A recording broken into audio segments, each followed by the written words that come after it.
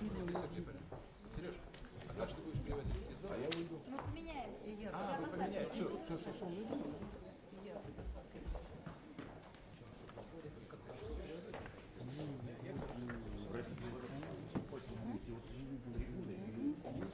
А вы скажите, поменяйтесь. Нет, а я буду французский.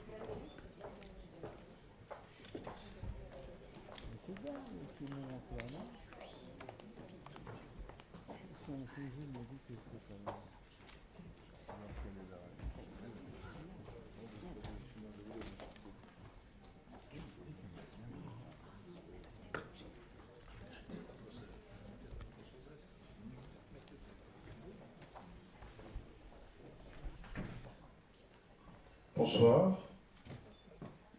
L'association Alliance Franco-Russe, je suis le président, est heureuse de vous accueillir pour un événement assez inhabituel. Inhabituel sous bien des rapports. L'Alliance Franco-Russe, nous, avec l'éditeur Denis Pluvinage, avons l'habitude de présenter des livres, des romans. C'est bien la première fois que nous aurons une présentation de l'auteur présent qui est venu spécialement de Moscou, que l'auteur est l'épouse du député Alexis Pushkov, que nombre d'entre vous connaissent, et qu'en plus, cette présentation est faite en présence et sous le patronage de son Excellence l'ambassadeur Alexis Pushkov, à qui je vais tout de suite passer la parole.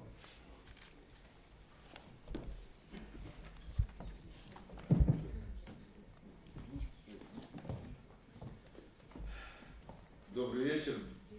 Bonsoir. Большое спасибо, что вы сегодня собрались. Я думаю, вы не пожалеете. Merci beaucoup de vous être déplacé ce soir. Je suis persuadée que vous n'allez pas le regretter. Ну, вы знаете, в нашей посольской жизни очень часто бывает, когда ты что-то презентуешь, что-то открываешь, и только после того, как ты сказал эту речь, ты впервые видишь то, о чем ты говорил. Vous savez, il nous arrive très souvent dans notre carrière de diplomate que nous inaugurons des choses, que nous présentons des choses et que ce n'est qu'ensuite que nous regardons de plus près ce que nous avons inauguré et présenté.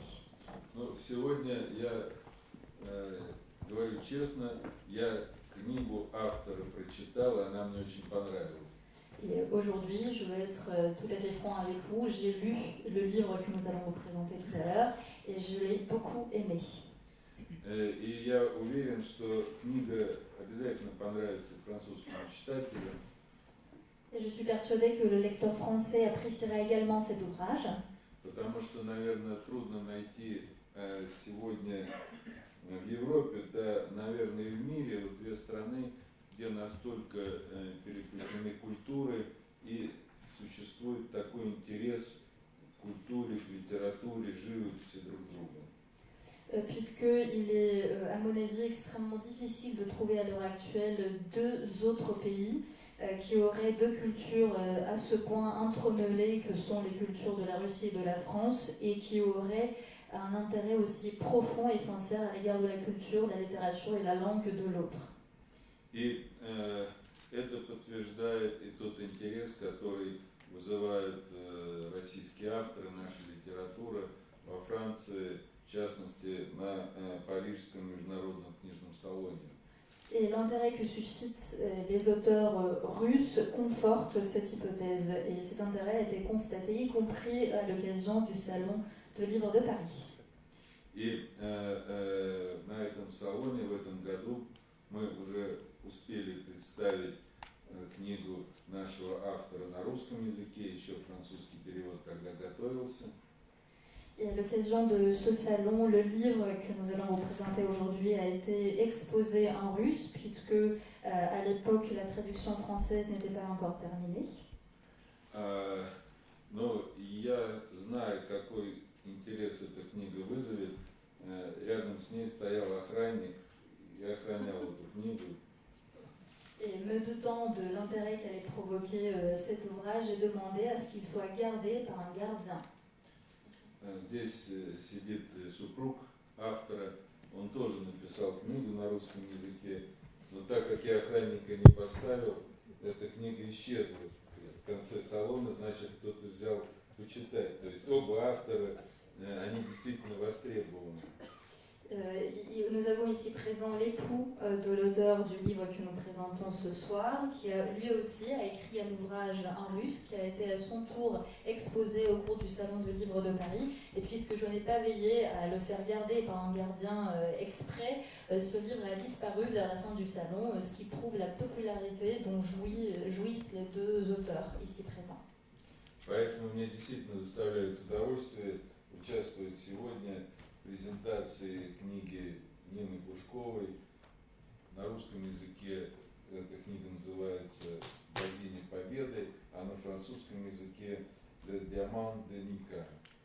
Et j'ai beaucoup de plaisir à présenter aujourd'hui le livre de Madame Nina Pushkova qui s'appelle en français Les Diamants de Nika. Но не могу не сказать пару слов про самого автора. Она окончила престижный театральный училище имени Щукина.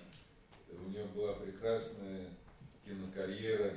Она снималась в таких знаменитых наших фильмах, как «Обыкновенное чудо» Захарова и «Служебный роман» Рязанова. Je ne peux pas manquer de vous parler de la biographie de l'auteur du livre. Elle a étudié à l'université théâtrale prestigieuse Shukin. Elle a eu une carrière remarquable au cinéma et a participé notamment à tourner dans plusieurs films connus en Russie, notamment le Miracle simple de Zakharov et une histoire d'amour entre collègues de Riazanov. Но потом случился роман с Алексеем Константиновичем Пушковым, который даже потом был трансформирован в автобиографическую книгу, первую книгу, которую Нина издала под названием «Романс с постскриптумом». Ensuite, l'auteur a connu une histoire d'amour avec Alexei Pushkov, qui a ensuite été couché sur papier sous forme d'une autobiographie éditée sous l'appellation Le roman avec post-scriptum. И вы знаете, за любым успешным мужчиной всегда стоит сильная женщина. Et comme vous le savez, il y a toujours une forte femme derrière tout homme. И когда Нина все проблемы Алексея решила, она все-таки посвятила себя творчеству, сейчас есть на это возможность. Я уверен, что мы еще не одну книгу ее прочитаем. Et lorsque Nina a réussi à régler tous les problèmes d'Alexei, elle s'est consacrée finalement à l'écriture et il s'y est consacré avec beaucoup de succès. Je suis persuadée que nous allons connaître beaucoup de ses ouvrages. У меня здесь заготовлено краткое изложение книги, но я просто вспоминаю старый анекдот, когда спросили у жены, почему ты все-таки решила с мужем развестись? Она говорит, потому что он специально на каждой первой странице детектива писал мне, кто убийца. J'ai ici une brève synthèse du livre, mais ça me fait revenir en mémoire une vieille blague. Quand on demande à une femme pourquoi elle a décidé de divorcer de son mari, elle répond mais parce qu'il persistait à me mettre sur la première page de chacun de mes romans policiers qui était l'auteur du crime. Поэтому я не буду вам рассказывать, кто кого убил и за что. Я вас как раз призываю книгу прочесть, но обратить внимание на одну особенность. Je ne vais pas vous dévoiler qui est le meurtrier ni les raisons du meurtre.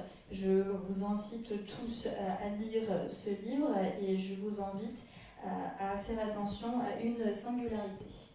Это не только детектив, а это в определенной степени тоже описание непростых 90-х годов, через которые прошло не только наше общество, и весь мир, потому что книга написана не только о России, но там есть и пересечения с другими странами, поэтому очень завлекательная вещь.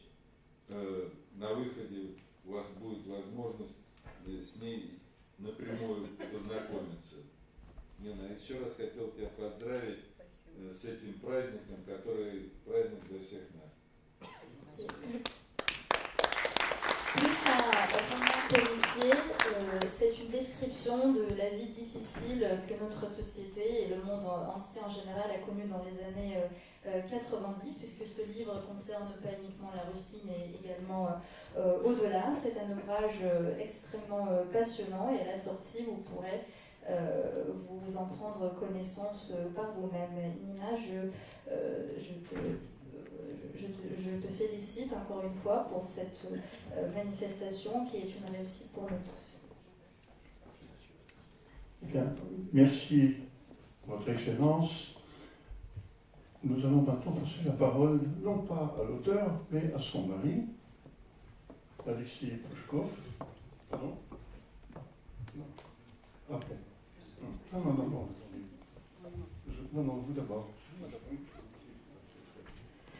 Donc, Alexis Pouchkov, que vous connaissez en tant que, vous l'avez connu en tant que député, aujourd'hui en tant que sénateur. Aujourd'hui, vous le rencontrez en tant que mari d'un auteur à succès. Alors, je pense qu'avant de laisser la parole, mais tout à fait à la fin à l'auteur, puisque c'est toujours l'auteur qui a le dernier mot, je passe la parole au compagnon le plus proche, le mari de Nina Pouchkov. Merci. Je vais m'adresser à cette audience en français, puisque on n'aura pas besoin de traduction.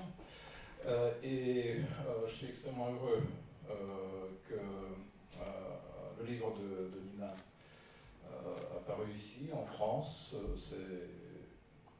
C'est un grand plaisir de le voir en français, à vrai dire, parce que le livre, il apparaît de quelques feuillets, vous savez, il y a des peintres qui font des dessins partout où ils sont, sur des serviettes au restaurant, et puis ils les ressemblent, ces serviettes, il paraît que c'est génial. Donc voilà, le livre de Nina a apparu sur des feuillets qui ont été éparpillés dans les chambres de notre maison, un peu partout, puis je les remassais.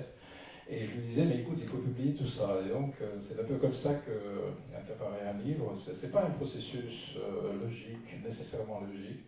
Mais c'est un livre, c'est un miracle. C'est un miracle ordinaire. Je dirais, c'est justement le film le plus connu où Nina a tourné dans les années 70. Et je dois aussi vous remarquer qu'on s'est connus avec Nina, ce qui est assez intéressant, à un spectacle au théâtre à Moscou. Et le spectacle, c'était Le Miracle Ordinaire. Donc voilà, ce miracle ordinaire, c'est devenu une partie de notre vie.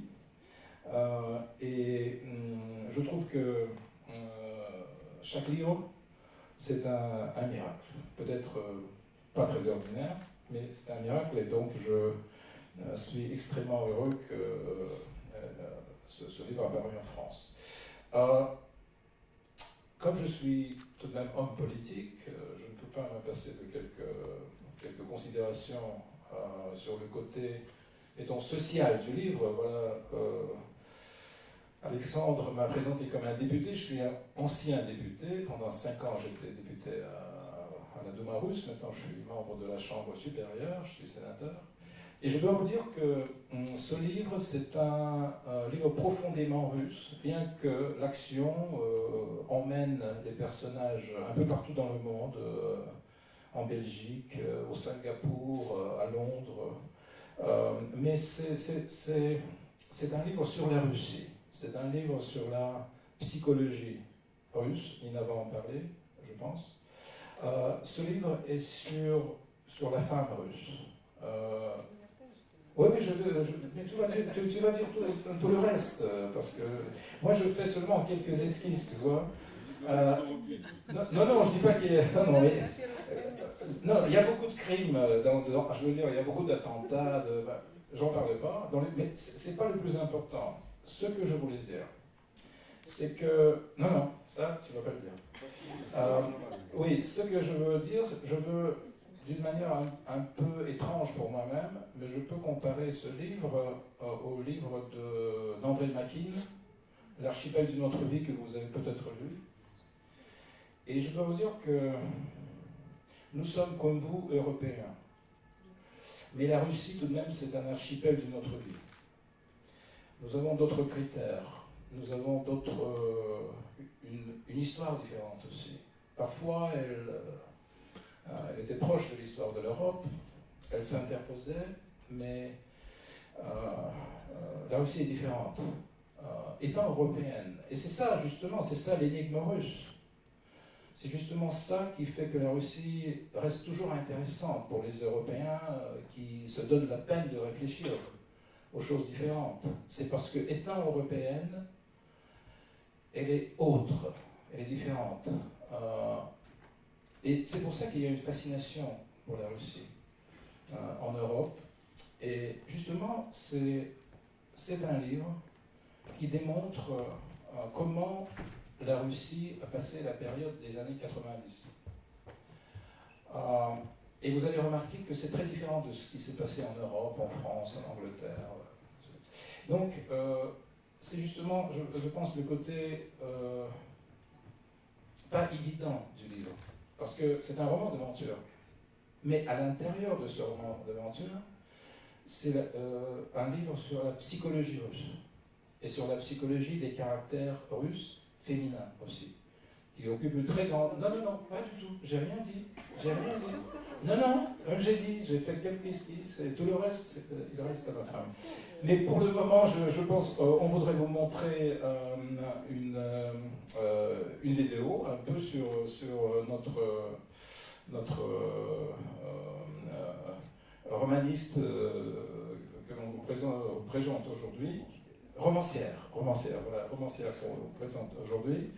Et donc, est-ce que je peux demander de montrer la vidéo? Désolé, покажите, пожалуйста.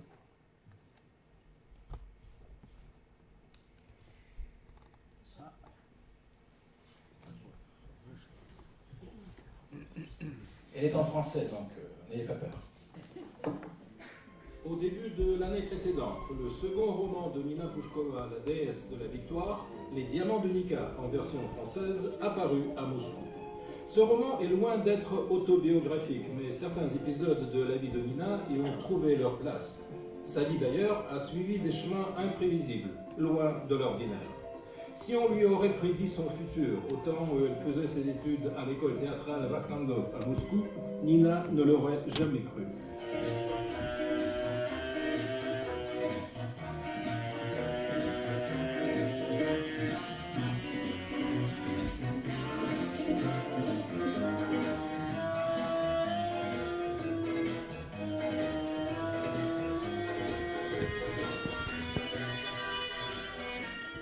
Pendant ses études, elle a rencontré et puis épousé un jeune diplomate. Et après avoir tourné dans un film célèbre en Russie, Un miracle ordinaire, côte à côte avec des stars du cinéma soviétique, elle est partie vivre à l'étranger avec son mari à Prague. Sa carrière d'actrice s'est donc interrompue. Et semblait-il pour de bon. Surtout que la vie dictait des demandes à Nina, accompagner son mari au cours des voyages à l'étranger, apprendre des langues étrangères, se sentir à l'aise dans le monde exigeant de la politique et de la diplomatie. Nina a dû donc apprendre 3 langues, le français, le tchèque et l'anglais.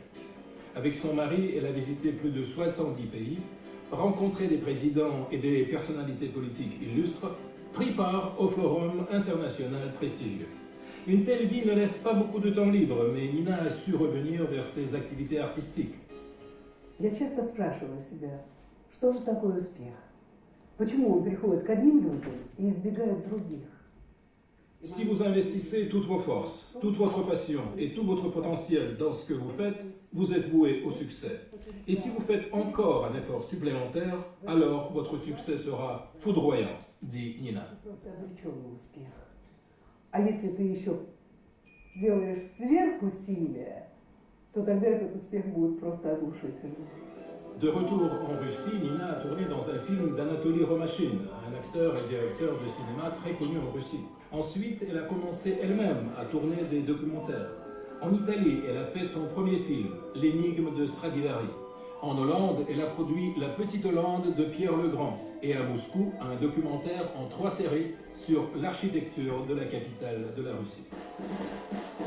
Avec son mari, un homme politique, journaliste en vue, député du Parlement et aujourd'hui sénateur, Nina s'est retrouvée plusieurs fois au Forum économique mondial à Davos et a pris part aux rencontres au sein du Conseil de l'Europe et d'autres organisations internationales. Ses impressions et l'histoire de sa vie ont trouvé un reflet dans son premier livre, Roman avec post-scriptum, qui lui a valu un diplôme du prix Bounin à Moscou. Plus tard, ce livre a été traduit en turc et en serbe. Avec son expérience dans des domaines différents, Nina démontre une compréhension profonde des phénomènes qu'elle décrit, ou dont elle parle, soit la psychologie d'autres nations, ou les drames et les soubresauts de l'histoire russe.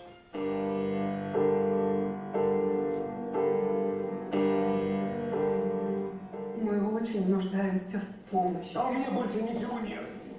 Ничего.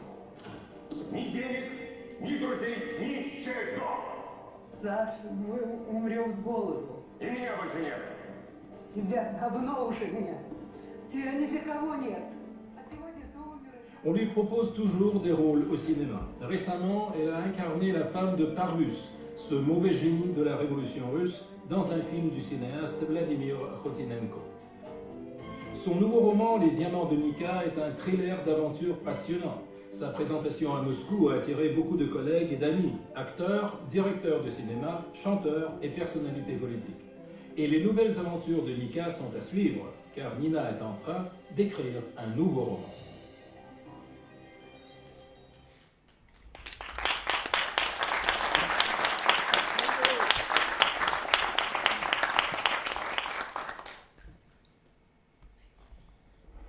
Je crois qu'on donnera le dernier mot à Nina pour commenter tout ce qui vient de dit, mais vous savez, quand on édite un livre, il y a eu une étape très compliquée à franchir. C'est convaincre un éditeur d'accepter un livre. Parce que n'importe quel éditeur, voilà, on leur propose des manuscrits, et puis on prend pas.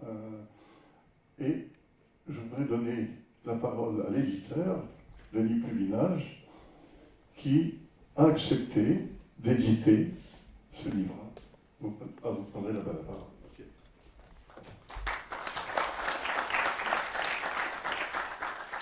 Et accepté sans beaucoup d'hésitation. Je commencerai en fait par la conclusion de Monsieur l'ambassadeur. Le roman de Nina Pouchkova n'appartient pas à un seul genre littéraire. On dira bien sûr que c'est un thriller, comme disent les Américains, un roman à suspense. C'en est un effectivement, et le suspense vous mènera du soir aux petites heures du matin, tant il est bien mené.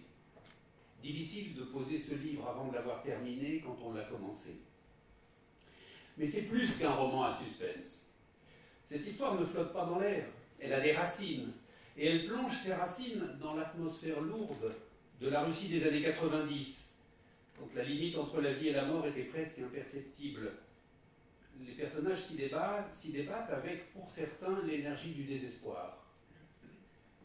Qui ne s'est pas demandé un jour de quoi il serait capable dans une situation extrême? L'auteur nous décrit les réactions de personnages plongés à leur corps défendant dans le chaos général qui a immédiatement suivi la disparition de l'Union soviétique. Il s'agissait d'une situation inédite dans l'histoire récente du monde. Comment un pays, un système peuvent disparaître en quelques semaines en laissant les hommes orphelins de tous leurs repères? Je ne vois pas d'équivalent dans l'histoire récente d'un phénomène d'une telle violence, dans son étendue et dans sa rapidité. Des centaines de millions de personnes ont perdu leurs repères en même temps que leurs économies et pour beaucoup leurs revenus. Que faire dans ces conditions? Quel rôle joue alors le caractère, la position sociale, l'éducation, l'âge? Chacun des personnages principaux, venus d'horizons très différents, cherche son chemin. Certains préféreront quitter ce monde dans un accès de désespoir tel qu'ils ne se rendront pas compte du mal que leur disparition pourra faire à des proches qui dépendent d'eux. Nika, jeune étudiante protégée par sa mère et vivant dans le confort matériel, se retrouvera brusquement seul, sans ressources, sans même un toit. Comment faire face? Chez d'autres, cette nouvelle vie, sans repère, ouvrira la voie aux instincts les plus bas, à l'assouvissement d'une vengeance qui ne les satisfera de toute façon pas. Le nouveau système n'a pas encore inventé ses lois. Les anciennes lois ne s'appliquent plus à la nouvelle réalité. La nouvelle loi, c'est la loi de la force. Le récit met en scène des personnages appartenant à des niveaux sociaux, des niveaux de pouvoir différents. Un colonel du KGB, renvoyé en même temps que de nombreux de ses collègues. Une infirmière, à qui un truand presque illettré peut offrir une somme d'argent équivalente à 1 mois de salaire pour qu'elle détourne simplement le regard. 2 jeunes sortis de l'école sans diplôme qui se mettent du jour au lendemain à gagner en une semaine ce que leur père ne recevait pas en 1 an. Et la honte de ceux qui continuent à s'accrocher à leurs principes.